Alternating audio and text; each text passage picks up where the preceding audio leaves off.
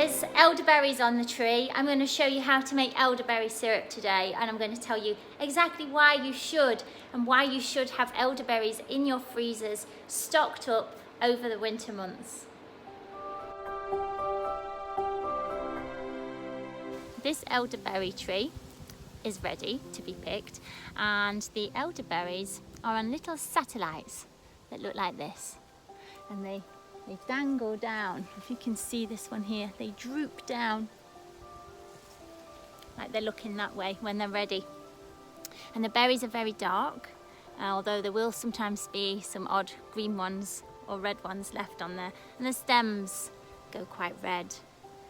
Now the leaves look like this, and it's important that you check the leaves because there are other plants that look like this. So dogwood, I think, is one of them that has a similar kind of berry. You definitely shouldn't eat that. So the leaves are in pairs, and there's usually 7. So you have them in pairs and then one on the end. And if you give it a rub, it smells really strong. So what you could do, you could take an elderberry off if you recognise the smell of elderberry, give it a squish and have a little smell, and you'll know by the smell if you know the smell. If this is all unfamiliar to you, take somebody out who knows elderberry well to show you that you've got the right one. So I'm going to get snipping this off now and fill up my saucepan that I've brought out with me, and I'll see you again in the kitchen. I'm just out running, so hence the heavy breathing, but I've just found this dogwood tree, and I just want to let you know how easy it can be mistaken for elderberry. So look, the berries on the clumps are very similar, but the leaves are completely different. So remember, with the elderberry, you want to look for those little groups of 7 leaves. Don't get dogwood. So here are all the elderberries, minus a few ladybirds that I've rehomed. I'm going to show you what to do with these now. Now I'm going to fork off some elderberries so that I can get brewing these up straight away. But actually you can just freeze these like this, and then you can fork them off while they're frozen when you choose to use them. So there's not enough here for me to freeze. I'm probably going to use all of these in today's syrup. But just a handy little tip, you don't have to fork them off to freeze them. You can just pop the little heads into an airtight container and pop them straight in the freezer. And then actually they're quite easy to work with when they're frozen next time, and you just fork them off. So the easiest way to do this, and without making your fingers totally black, is just to get a fork and just comb the elderberries like you're combing their hair. And don't worry about the green ones that are popping in, because you don't want to eat the green ones, but there's a really easy way to get rid of those, which I'll show you later. But basically you just comb the whole thing, and then when you've finished and filled up your pot, you just put some water in, and the green ones and the stems that you don't want either, because they can give you a tummy ache, but they will all rise to the top, and then you can just get a ladle or something and just scoop them off, or a little sieve of some sort. So don't worry too much about what's going in, but keep a lookout for spiders and beetles, because you don't want to hurt those. So I've filled this up with water, as you can see, and along the top are all the green ones and the sort of ready ones that aren't quite ready. So just get yourself a little tea strainer and just go along the top and scoop them off again. Sometimes stirs up the sediment layer at the bottom, so allow it to settle before you re-scoop. And get all your green ones that you don't want. Easy peasy. Right, that's scooped, so I'm going to strain this now, and I'll show you what to do next on the oven. Herbalists know that the elder tree is like having a medicine cabinet for all different things in one tree. So at the beginning of the year, the elderflowers arrive, beautiful white puffs of clouds on those satellites. You've probably had elderflower syrup before and enjoyed it on a nice hot day. But the elderflowers are also really good for controlling fevers, for drying up diarrhea, for hay fever, and lots of other things. They kind of soak up mucus and wetness. The leaves themselves, whilst you should never eat the leaves because they can induce vomiting, the leaves can be made into a balm that's really good for bruises and also really good for keeping mosquitoes away. So you can make that in the early spring leaves when they're very potent with their smell, and make it into a nice balm to put on around your ankles if you're out golfing like my husband, who got bitten to shreds the other day, or if you're in the garden. And then the berries are my favourite bit, and I don't tend to pick the elderflowers because I don't want to waste what could be berries. So I wait for the berries, and then I go a bit crazy with them. At this time of year, if I'm going out on a walk, then always in my backpack I've got a carrier bag and some scissors, just in case I come across an elderberry tree, because you really can't get enough. Anyway, the berries at this time of year appear, and they are just so good for fighting coughs and colds, but have a real affinity for respiratory illnesses. So I find that fascinating, that at the time of year where those sort of problems arise, nature provides what you need if you just look out for it. So there's been all sorts of clinical trials on elderberry. This isn't just folklore and witchcraft. It's actual proven science that elderberry is amazing at combating the flu. So the trials showed that elderberry not only can prevent the flu if taken regularly. It's not like you can just take one dose and then be free from the flu. You've got to incorporate it into your diet regularly. So it can prevent the flu, it can prevent respiratory illnesses, but also if you were to catch one of those kind of illnesses, it lessens the symptoms and it enables a speedier recovery. So what the vital ingredient is in elderberries is anthocyanins, potent immune stimulators. So it's not just good for coughs and colds and flu and that sort of thing. Elderberry is really great if you have got leaky gut, or you have digestive problems, or problems with your mucosal lining of your digestive tract. So it's very stimulating for something called secretory IgA, which helps build that healthy mucus layer in the stomach, in the digestive tract. So that's a little bit about elderberry. I just want to tell you some anecdotes from my personal life, and that is in 2020, February, before everything exploded and went mad. So we knew about this illness creeping out in China, but it hadn't really been heard of that much in England at the time. My daughter got very, very ill. I've never seen her like it, and to this day I'm pretty sure it was the dreaded COVID, but back then the tests weren't available, whatnot. I've never seen her so ill. So I was lying beside her, got my stethoscope out, listening to her chest, listening to her heart, listening to her breathing. It went on, her temperature was soaring, and I was really, really worried about her. Anyway, completely forgot all about elderberry as a remedy. Sorry, just had to press something on my phone. And it suddenly struck me on like the second day or the third day, about 11 o'clock at night. Elderberry, why haven't I thought about it? So I did some midnight elderberry syrup making, and the next morning I got it down her hourly, just like a shot glass of the syrup, maybe a tablespoon of it, got it down her hourly, and after lunch the recovery that was happening before my eyes was just astonishing, and she began to get better. So this has happened a couple of times since then. So, you know, I'm not just talking about what the clinical trial says, I've seen it myself. So get stocked up, it's amazing stuff. and actually it's really nice just to have as a warm drink as well. I like it with boiling water and a little bit of cinnamon mixed in. It's really quite comforting. Hawthorn blooms and elderflowers fill the house with evil powers. There's a lot of folklore about the elderflower tree.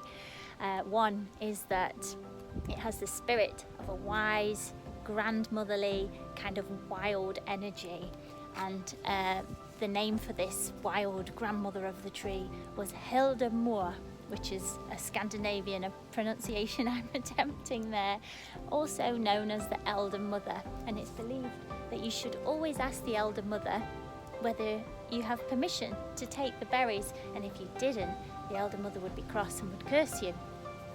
So they also believed back then that you should never burn the wood from elder on a bonfire or in your fire. If you did, then you would die or have some horrific kind of curse put upon you. So it was also believed that witches would use the wood in their cauldrons to stir up trouble. Although strangely it was believed that if an elder tree started to grow where somebody had died, it meant that they had passed on peacefully and were happy in their afterlife. It's really interesting reading about the folklore of plants and trees and finding out all the stories that go with them from years ago. So I'm going to show you a little bit closer to this tree trunk, because this is a really old tree in my garden that doesn't really get much blossom or fruit on it anymore. There's an aeroplane coming over really loudly, but the elder trees only live till they're about 60 to 80 years. They're quite a young tree when they die, and this one's probably at the end of her lifespan. So the trunk goes really gnarly and has these deep crevices in it on the older trees. I'll show you this so you can help identify them in the wild.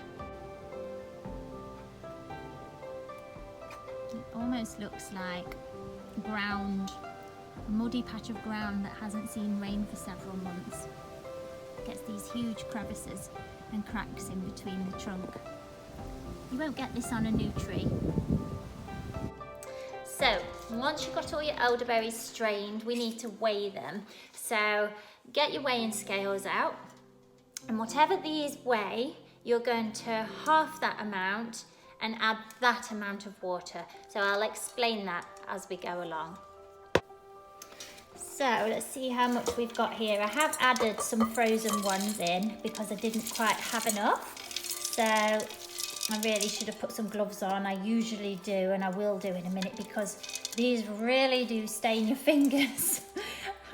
I tend to always have dark nail varnish on at this time of year because my fingers, otherwise it looks like my nails are filthy when they're not, because of all the dye from the fruits and berries that I've been gathering. Anyway, let's see what we've got there. So 906 grams there. So what I would need then to add to that is half of that in milliliters in water. So I'm going to round that down to 900 grams, and I'm going to add 450 milliliters of water. So I'm going to put that back in the pan, and I'm going to add 450 milliliters of water.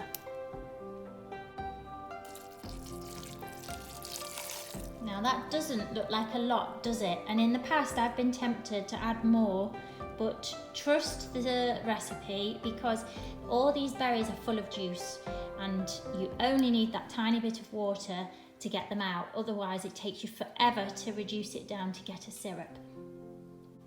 So I am just putting the oven on. So what I'm going to do there is just let these simmer really gently for around about 20 minutes. So I'll probably give them a bit of a stir halfway, and I'm just gonna let them do their thing. Right folks, my elderberries have simmered for 20 minutes, and now what you need to do is allow them to cool, and that can take some time. So in this time, get your ingredients ready. You're going to need some sugar, quite a large amount, or honey if you prefer. It's just My little girl will not touch this if I use honey. She hates the flavour of honey.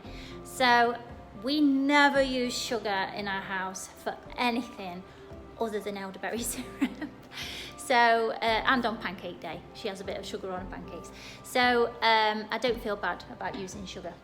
And you shouldn't too, as long as your blood sugar, sorry, I'm stirring the pan while I'm talking to you, as long as your blood sugar is under control. If it's not, then perhaps this recipe isn't for you, or do it and keep the syrup in your pantry just for like the emergencies, but don't be sort of having it as a regular drink.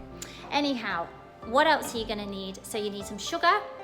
You're gonna need, these are all optional now, so I like to add a little bit of cinnamon, so I've got some cinnamon sticks. You can use cinnamon powder if you like, and I usually slice up a few lemons and squeeze those in, but they are optional. Some people add cloves. I don't like that in elderberry syrup. It's a very strong flavour. Unless you are a particular fan of cloves, I would steer clear of those.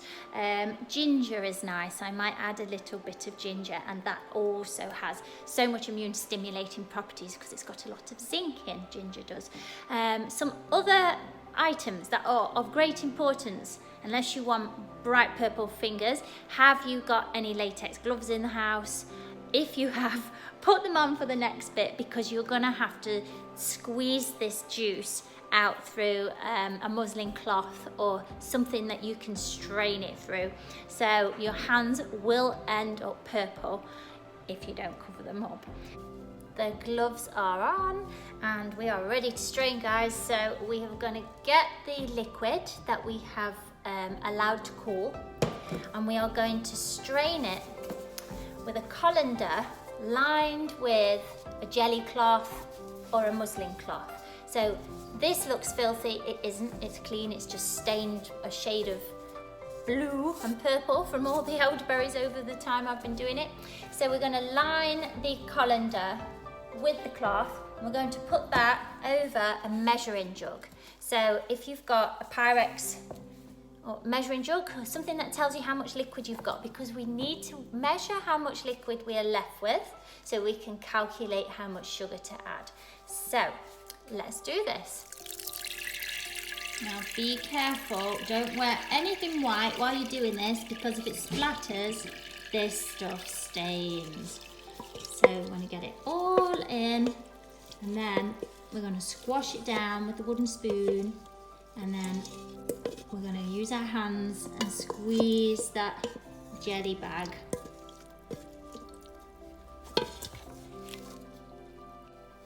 Right, so once you've got them all in there and you've squashed them down a bit, gather your jelly bag up, and we're going to do a quick manoeuvre of moving the colander out of the way.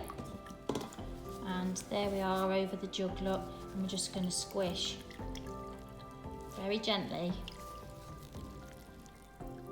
So the way you work out how much sugar you need is really easy. You just measure how much liquid you've got.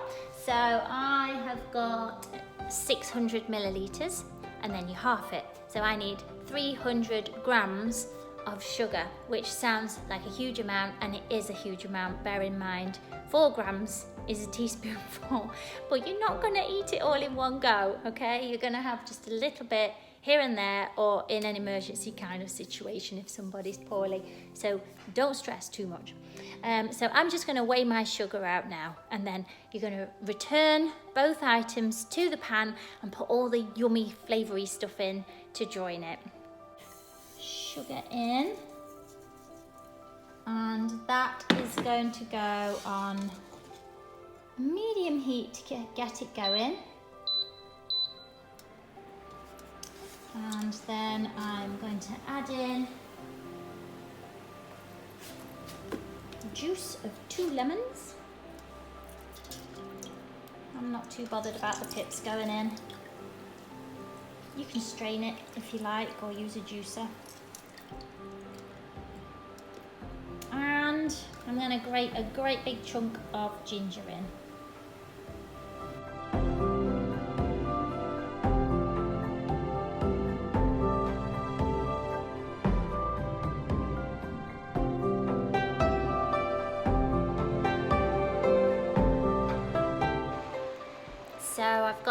bubbling away. The sugar's beginning to melt. I'm giving it a good stir. And once that sugar's melted, I'm just gonna let this simmer away for a good 20 minutes. And then you've almost cracked it. You can just strain out all the bits, let it cool, and then you're going to decant it into some sterilised bottles. So old cordial bottles are great. So there's loads of information how to sterilise your bottles on the internet. If you've not got any bottles, use some jam jars. Right, let's get this in the bottle. Well, it's nice and syrupy. It's reduced right down. The smell of the ginger is delicious. And there we have it. So this won't last me long at all because I like to have a little bit of it every day as a preventative measure, and also it's just really nice and comforting. So I tend to have a drink of this evening time with boiling water. So I will get down this pretty quick. But if you're just keeping it in your fridge in case of emergencies, then if you get yourself a good screw cap bottle, this one's cork, then it will last you. The high amount of sugar in it acts as a good preservative. I am sat by my first fire of the season with my elderberry syrup, and it all feels very autumnal, but we're prepared. So I'm going to enjoy this cozy moment now. And I would love to hear from you if you try making your own elderberry syrup or elderberry remedy, or if you just get interested in herbs from the hedgerow. I would love to hear from you. It's always really nice when people get in touch or leave a comment. So that's it from me. I'll stop going on and on and on now and I'll see you all later. Bye.